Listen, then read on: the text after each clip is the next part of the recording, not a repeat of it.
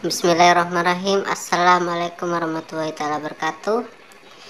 Kami di sini akan menjelaskan tentang koordinasi kebijakan fiskal dan moneter. Kami akan memperkenalkan kelompok, yaitu Sela Septiana, Dita Ajeng, Andani Fahmi, dan yang terakhir Ernanda Faisal Akbar.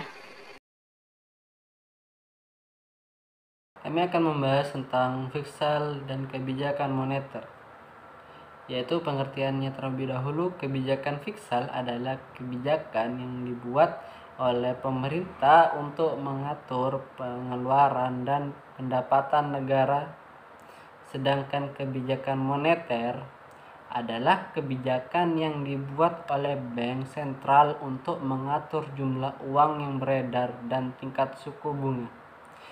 Kebijakan fiskal dan moneter memiliki tujuan serta instrumen kebijakan yang berbeda sehingga rawan konflik, yaitu kebijakan fiskal dapat mendorong output dan sedangkan kebijakan moneter dapat menstabilkan harga. Tujuan utama kebijakan fiskal: yang pertama, dengan output yang dibentuk kapasitas ekonomi dalam jangka panjang, maka segala kebijakan yang mendorong pertumbuhan ekonomi akan menciptakan inflasi sehingga tidak akan mempengaruhi pertumbuhan ekonomi real.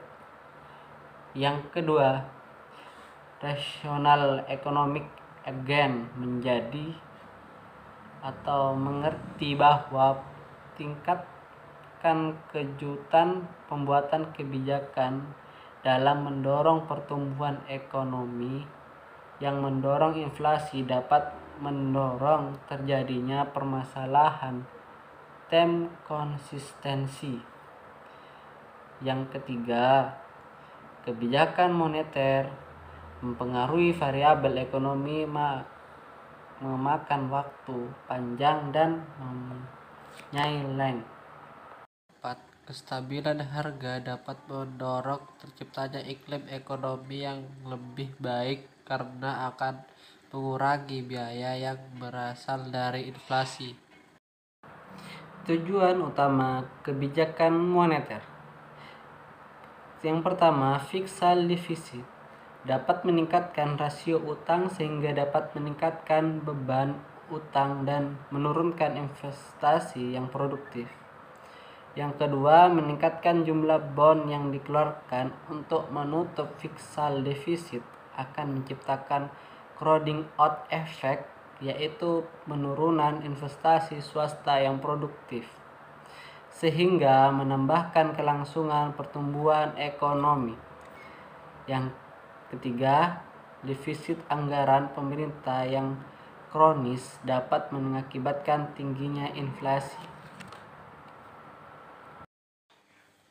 Untuk mencapai sasaran atau tujuan kebijakan ekonomi makro secara optimal, biasanya diterapkan suatu kebijakan campuran polismik yang dikoordinasi dengan baik antara kebijakan moneter dengan fiskal, monetary fiskal polismik. Secara konseptual, koordinasi bauran kebijakan moneter fiskal dapat dilakukan melalui beberapa skenario, yakni yang pertama, kebijakan moneter ekspansi dan kebijakan fiskal ekspansi. Yang kedua, kebijakan moneter kontraksi dan kebijakan fiskal ekspansi. Yang ketiga, kebijakan moneter ekspansi dan kebijakan fiskal kontraktif. Yang keempat, kebijakan moneter dan fiskal kontraktif. Implementasi koordinasi kebijakan moneter fiskal: yang pertama, resepsi berkepanjangan sama-sama ekspansif. Yang kedua, inflasi tinggi sama-sama kontraktif. Yang ketiga, pada poin 2 dan 3 di atas itu terjadi kekacauan. Oke teman-teman, seperti yang kita ketahui bahwasanya pandemi COVID-19 ini telah menunda segala kegiatan atau aktivitas di semua bidang. Yang paling terlihat adalah bidang ekonomi. Masyarakat harus menutup usaha mereka. Banyak dari mereka yang mengalami penurunan kerugian bahkan mengalami kebangkrutan. Selain itu, pemerintah juga mengalami ketertundaan dalam hal ekonominya. Pemerintah mengalokasikan dana anggaran ke bidang-bidang tertentu. Namun dengan adanya COVID-19, pemerintah harus mengganti atau memindahkan anggaran-anggaran dananya tersebut ke bidang penanganan COVID-19 ini, yang akhirnya menyebabkan penurunan dalam perekonomian. Dalam mengatasi permasalahan COVID-19 ini, pemerintah menerapkan kebijakan ekspansif, yaitu sebuah kebijakan yang bertujuan untuk mengatasi penurunan kondisi perekonomian. Selanjutnya, kebijakan ekspansif secara fiskal ditunjukkan dengan meningkatkan pengeluaran anggaran dengan berbagai cara. Salah satu contohnya dengan memberi insentif kepada rakyat untuk menghadapi kondisi ini. Berdasarkan data dari BPS yang telah saya temukan, 22,3% pengeluaran negara meningkat pada periode bulan April sampai dengan Juni 2020. Sementara pada Juli sampai dengan September 2020 pengeluaran meningkat sebesar 19,9%. Angka ini jelas menunjukkan secara fiskal pemerintah Indonesia menerapkan kebijakan ekspansif. Selanjutnya, sementara di sisi moneter, kebijakan ekspansif dilakukan dengan cara mengurangi nilai suku bunga atau menurunkan suku bunga. Dari data yang dirilis oleh BPS dan Bank Indonesia, suku bunga Bank Indonesia pada Desember 2018 sebesar 6% dan pada Desember 2019 sebesar 5%. Sedangkan Januari 2020 suku bunga Indonesia masih stabil di angka 5%. Pada Juli sampai dengan Oktober 2020, selama 3 bulan berturut-turut, suku bunga Indonesia turun menjadi 4%. Hal ini jelas terjadi penurunan nilai suku bunga dari periode 2020. Ini menunjukkan bahwa Bank Indonesia telah menerapkan kebijakan ekspansif. Perkenalkan, saya Dita Jengandani Fahmi, NIM 164. Di sini saya akan menjelaskan tentang jenis koordinasi kebijakan. Menurut Blinder tahun 1982 menyebutkan ada sejumlah alternatif koordinasi kebijakan fiskal dan juga kebijakan moneter. Yang pertama ada single unit policy, yaitu adanya institusi tunggal yang mengatur kebijakan fiskal dan juga kebijakan moneter. Yang kedua ada two uncoordinated policy, yaitu otoritas fiskal dan moneter mengambil kebijakan secara independen. Yang ketiga ada leader follower arrangement, yaitu adanya institusi atau follower yang menetapkan kebijakan berdasarkan kebijakan institusi leader yang mendahuluinya.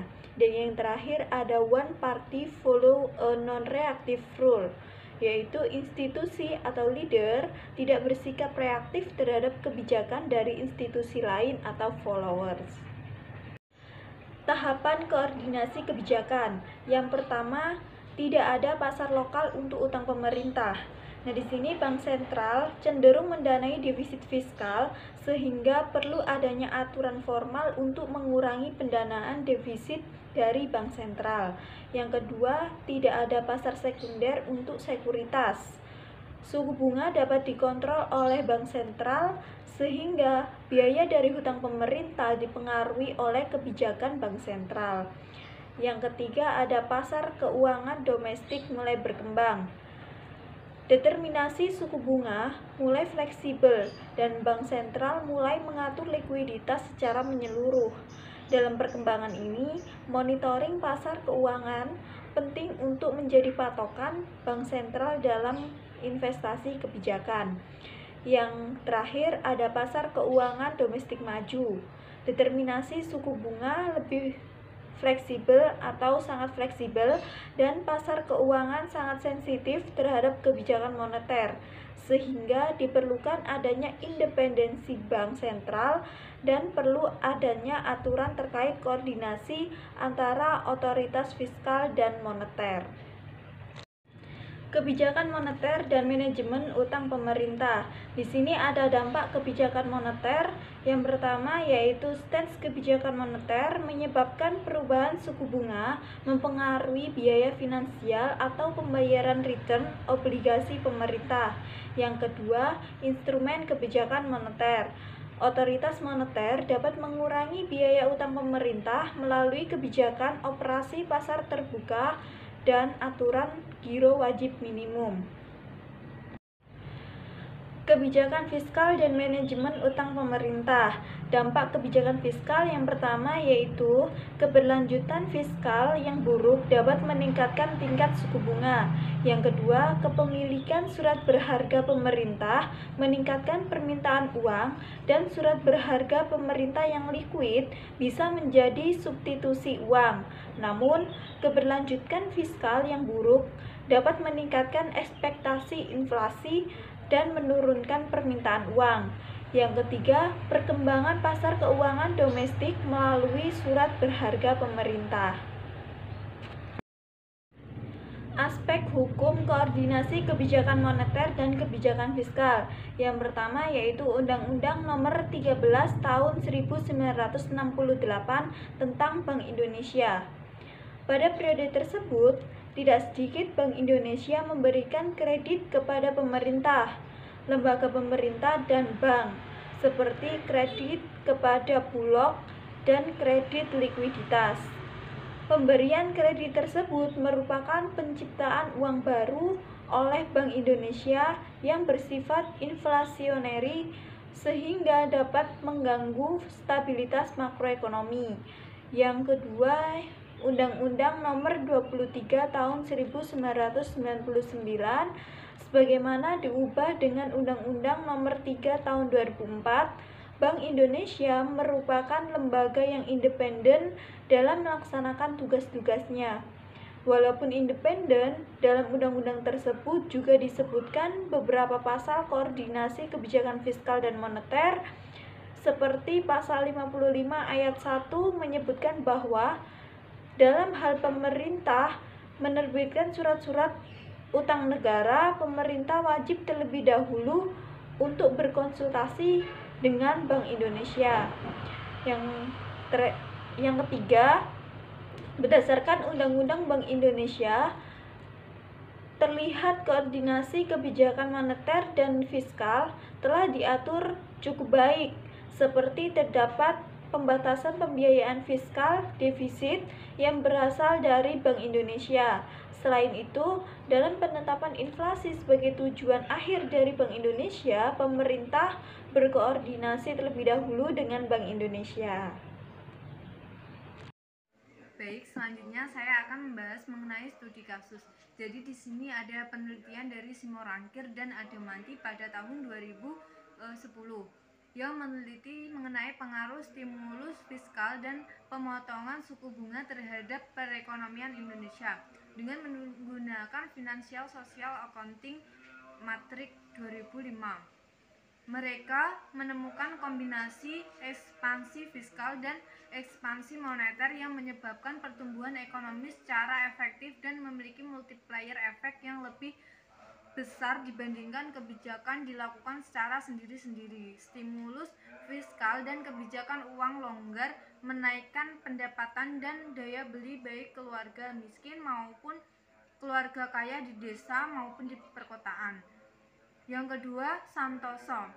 Pada tahun 2011, beliau meneliti menggunakan data makroekonomi Indonesia pada tahun 1988 sampai 2008 dengan menggunakan respon kebijakan moneter dan fiskal belum optimal dalam menghadapi guncangan inflasi.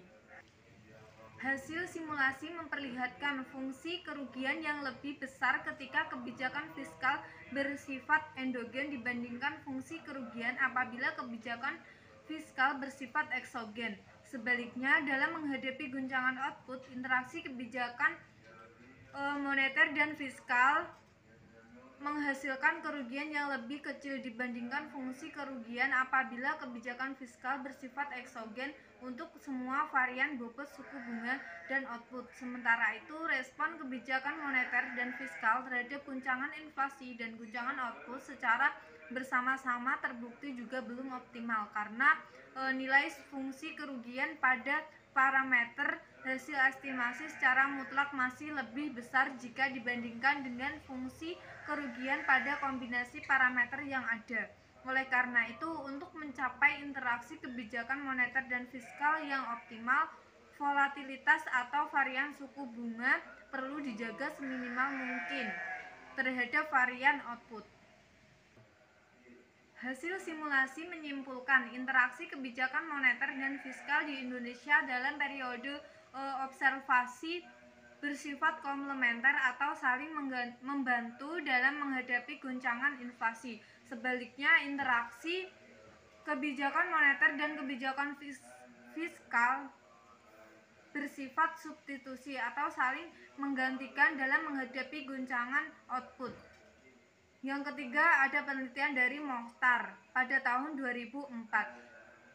Beliau menganalisis interaksi kebijakan fiskal dan moneter di Indonesia pada masa sebelum dan sesudah krisis pada tahun 1986 sampai 2003 dengan menggunakan estimasi atas Quasi Fiscal Activity atau QFA Bank Indonesia dan mengurai interaksi antara kebijakan fiskal dan moneter. Mokhtar menemukan QFI selama masa krisis berbeda dengan masa sebelum krisis.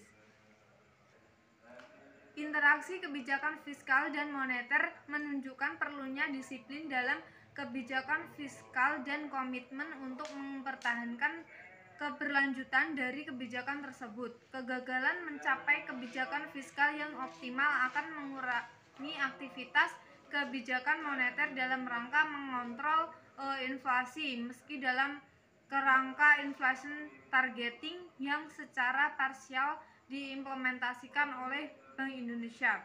Mokhtar juga menemukan selama periode 1990 sampai 1990 kebijakan moneter dominan. Sekian, terima kasih.